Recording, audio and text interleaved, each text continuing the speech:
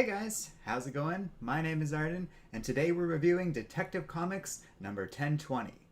So it's been a long time since I've looked at the Detective Comics series, basically not since issue number 1000. With that in mind, and having recently reviewed the first part of the Joker War, I thought I'd take a look at the latest story arc of Detective Comics featuring Two-Face and, based on later issues, appears to tie into the Joker War. Now, I was a big fan of Detective Comics at the start of Rebirth with the Gotham Knights, as they now are finally named. Uh, Peter Tomasi, who wrote this, did a good job with that. Brad Walker did penciling, Andrew Hennessy did inks, Brad Anderson was coloring, and Rob Lee was the letterer of this particular issue. They all did a really great job at crafting a story because since I assume Detective Comics number 1000, the series has appeared to really focus in more on Batman's character rather than a team of Batman and adjacent characters. And while I miss the Gotham Knights, they certainly have room to exist anyways within the publication line.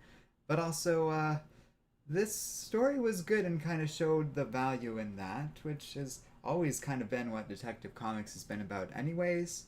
And I particularly like this issue because a lot of it is Batman solving a mystery. However, the dynamics around this do feel substantially different than the typical Batman solving a mystery story that we might get in any given issue of Detective Comics or another story dealing with Batman. I like mystery Batman stories, but this one's different, and there are plenty of other Batman stories like this, but it's still rare enough that it felt unique to see. Batman was trying to solve a mystery without Alfred. And there's an extended scene where Batman's working at the Batcave, talking with his computer, analyzing some crime scene from Two Face, and it feels significantly different that Alfred's not there. I feel like in almost any other given era of Batman, Alfred would have been around for that sort of scene. Or there would have had to have been some explanation for his absence. There is this time too, of course, but it feels a little more long term. And of course, that opens up the whole can of worms about this death in general. Is there value in it? Is it going to last in the long term? I really don't know. I think there's an honest debate to be had there, and uh, I still am kind of waffling on it. Tomasi and Tinian over in the Batman books are showing that there's at least going to be cool stories coming out of this that do feel pretty different than ones that would have featured Alfred in them. I do worry about the longevity of all of this and how well these stories are going to hold up depending on if Alfred's coming back or not. And that's a weirdly complicated world of Batman and all that stuff. But there is a place where this could be a meaningful death and could have long lasting implications. Alfred is an essential part of Batman, but he can still be that way. And just through flashbacks, alternate universe stuff, media adaptations, and that sort of thing. Though I feel eventually we will have to return to that curve to get closer to Batman comics the average person will recognize and know about. That will feel more and more relevant the farther we get away from City of Bane, and the greater the distance we are emotionally, and even just from what the average Batman reader and fan would have read. Like, over time, City of Bane's going to exit that equation, and Alfred's death will possibly wane. It doesn't feel as built in the way like Gwen Stacy or Ben Parker have been in the past.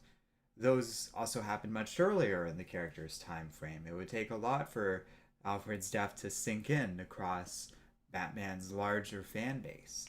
And I don't necessarily know if it's worth investing in all of that. That all being said, there's nothing wrong with these stories exploring this for a little while.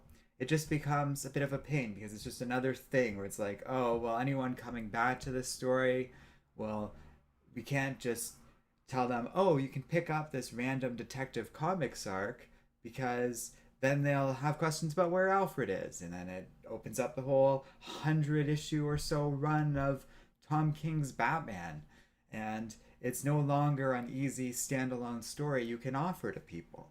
And I think that is a problem with how Alfred's death was handled and created in the first place, which gets into like maybe Alfred dying wasn't the worst thing in the world, but how it was handled certainly could have been better, even just from a publication standpoint, because that was just so much Batman content for the average person to have to go through.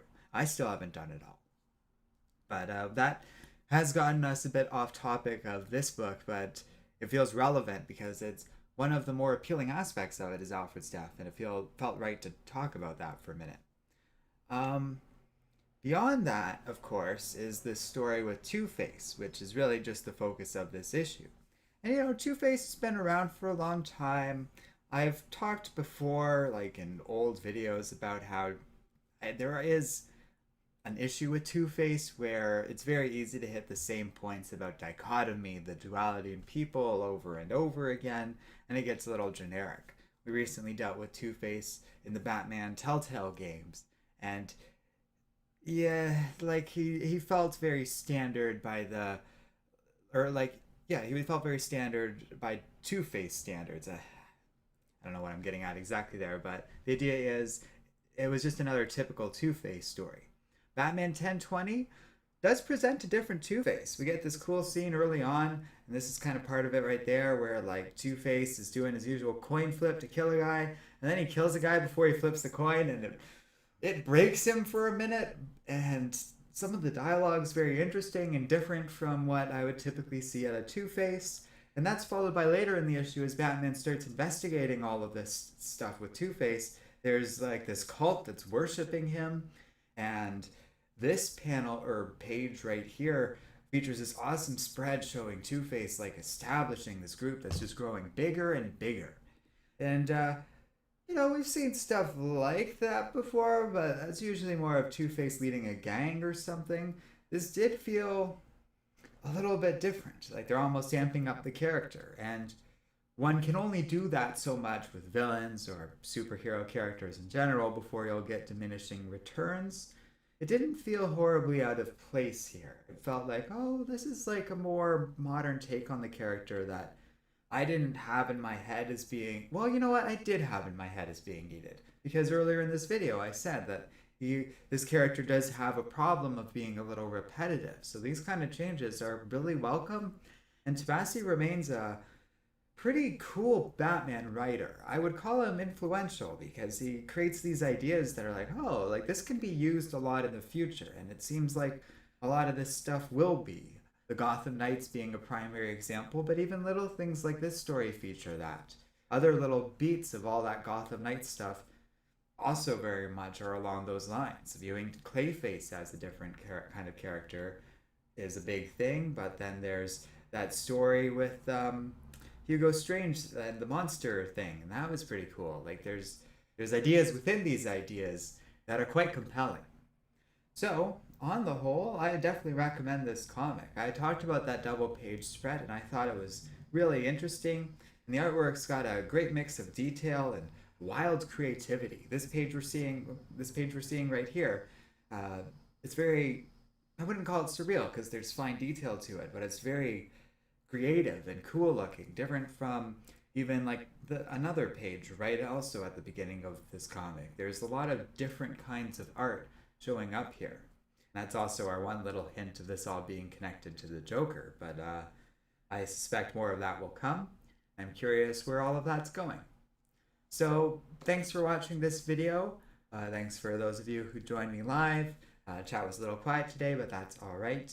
We're kind of flashing back to an older issue here, though I definitely think there's value in that because the story arc's basically wrapping up based on current comics, though I haven't reviewed any of it and really wasn't familiar with Detective Comics at all. So I thought a single stream with this one comic was a good place to start. And then we can kind of go from there and keep an eye on where Detective Comics is going from here. I do miss that team, but I have to say, those feelings like are kind of irrelevant next, like the Gotham Knights team, I should say. But like those feelings are irrelevant to a good comic, and I could appreciate good craftsmanship, vivid coloring, lots of excellent details in the inks and that sort of thing. And that's enough for me. I'm sold pretty much. So let me know what you all think in the comments section below. Thanks for watching, everybody. And don't forget to like, subscribe, and keep reading comics. Uh-oh. I didn't press end.